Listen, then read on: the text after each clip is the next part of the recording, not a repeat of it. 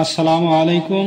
সম্মানিত বন্ধুগণ, যারা কোরআন শেখার জন্য যাদের মনে আগ্রহ আছে, হয়তো আপনাদের পোলাহান পড়ে কিন্তু পোলাহানকে আলিফ বা তা সা ক দিতে পারেন না। এই ভিডিওর মাধ্যমে আপনারা সব শিখতে পারবেন। সর্বপ্রথমে আপনারা যেটা শিখবেন সেটা হচ্ছে বিসমিল্লাহির রহমানির রহিম। রব্বি ইয়াসির ওয়ালা তুআসির ওয়া তাম্মিম বিল খাইর ওয়া বিকা নাস্তাঈনু ইয়া ফাত্তাহু।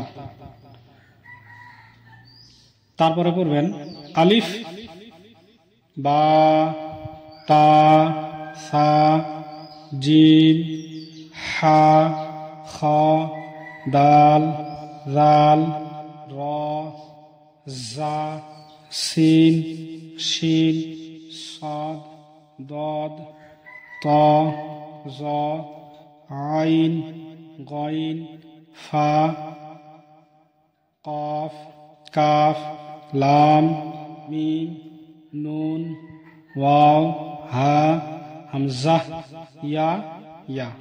এরপর আরেকটা জিনিস লক্ষ্য করবেন যে দুই নক্তা আলা কটা আছে, দুই নক্তা আলা আছে তিনটে, যেমন তা, আরেকটা আছে কফ, আরেকটা আছে ইয়া। তিন নক্তা আলা কটা আছে? তিন নক্তা আলা আছে দুটো, যেমন কইছে সা আর শিন। যতই আছে, যদি এই রকম দেখলেন ই আছে ঠোসা ঠোসা, তাহলে ভাববেন যে এটা শিন, আর এইরকম যদি থাকে তাহলে ভাববেন কি সা।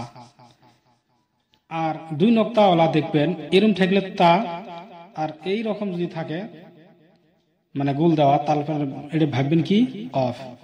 তারপরে এই যে ইয়া, মানে যতগুলো হরফ আছে সব থাকি নিচে নক্তাওয়ালা ইয়াই আছে। কার কোন হরফের নিচে নক্তা দুই নক্তাওয়ালা কোন হরফ নাই। একটা হরফ আছে, সেটা হচ্ছে বা, এটা হচ্ছে এক নক্তা। তাহলে এক নক্তাওয়ালা নিচে যদি দেখেন তাহলে কি হবে? ওটা বা। আর দুই নক্তাওয়ালা যদি দেখেন তাহলে কি হবে? ইয়া।